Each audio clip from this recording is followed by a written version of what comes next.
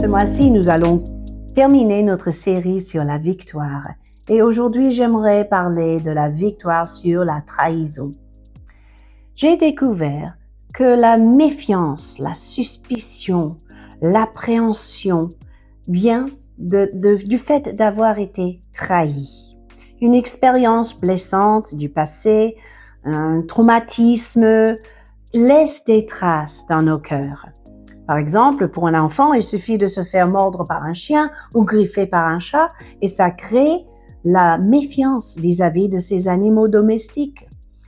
Même les paroles injurieuses, des actes blessants, font encore plus mal dans l'âme humaine. Jésus, lui-même, il a vécu la trahison au moins 2 fois. Et si nous regardons aujourd'hui son exemple, c'est pour apprendre comment vaincre la trahison. Le premier exemple se trouve dans Matthieu 26, de versets 31 à 35. Jésus annonce à ses disciples « Je serai pour vous tous cette nuit une occasion de chute, car il est écrit « Je frapperai le berger et les brebis du troupeau seront dispersées. » Et il commence à raconter ce qui va se passer à la croix. Mais il leur promet « Je serai ressuscité et je vous précéderai en Galilée. » Alors à ce moment-là, Pierre, courageux, hardi comme toujours, il dit « Mais non, ça sera jamais le cas pour moi, je vais jamais t'humilier. » Et vous connaissez la fin de l'histoire. Jésus savait que Pierre avait une faille et que Pierre renierait le nom de Jésus 3 fois avant l'aube. Et c'est exactement ça qui s'est passé. Jésus a confronté cette réalité sans recevoir pourtant une offense.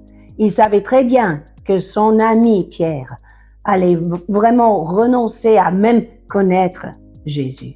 Et pourtant, il n'a pas permis à ce que la blessure et l'offense s'installent dans son cœur. Et il a continué sa mission d'aller à la croix, malgré le fait qu'il savait que tout le monde l'abandonnerait. Une manière de surmonter la trahison est de détourner le regard de ses propres blessures et de renoncer à des offenses que nous avons reçues. Et c'est ainsi que Dieu peut révéler sa pleine rédemption, comme il a fait pour Pierre, qui par la suite, au bout d'un certain temps, était quand même réconcilié, restauré et plus tard, puissamment utilisé par le Seigneur. Le deuxième exemple, c'est très connu, c'est l'exemple où Judas a trahi le Seigneur, en Matthieu 26, versets 47 à 54. Parmi les 12, toujours suivant le Seigneur, à un moment donné, Judas s'est laissé tenter par le diable et il a accepté l'argent pour trahir Jésus. Et pour signaler à ceux qui voulaient arrêter Jésus, qui était l'homme à prendre, il a même fait des bisous sur les joues de Jésus. Et à ce moment-là, Jésus était arrêté et mis à sa... Je redis. Et à ce moment... Juste avant le bisou.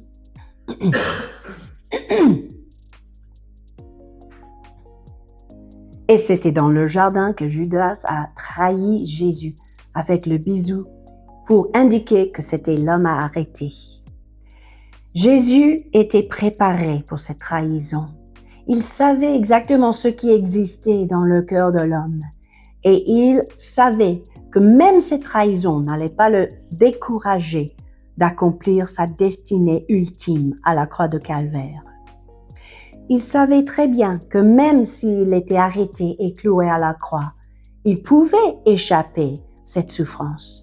Mais il a choisi par amour de regarder au-delà de la souffrance et donner sa vie pour vous et moi et toute autre personne qui a rejeté la vérité, toute autre personne qui était rebelle vis-à-vis de Dieu le Père. Pourquoi est-ce que c'est important pour nous de suivre l'exemple de Jésus?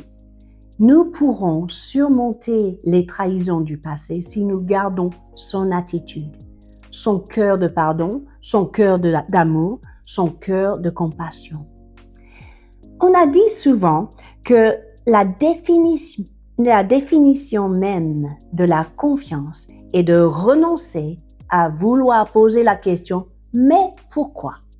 Et oui, mes amis, le mais pourquoi ça m'arrive? Mais pourquoi on m'a fait cela?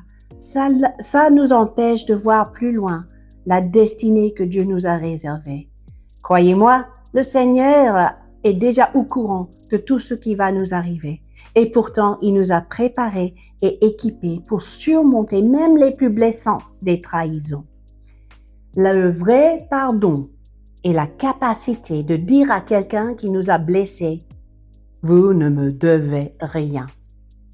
Le vrai pardon est la capacité de ne pas garder une offense, une racine d'amertume, mais de sortir cela de nos cœurs, d'avoir la perspective de Dieu pour la personne, la miséricorde de Dieu pour la personne. Le vrai pardon est la capacité de renoncer à vouloir juger l'autre pour ses actes méchants et ses paroles blessantes. Et c'est ça que nous voyons dans la vie de Jésus, qui a tout donné malgré le fait d'être trahi. Ma prière pour vous cette semaine, c'est que vous soyez capables aussi de renoncer aux offenses, au manque de pardon et à l'amertume afin de libérer toute personne qui vous a trahi et marcher dans la sainteté d'un cœur pur. Sur cela, je vous dis à la semaine prochaine pour la suite.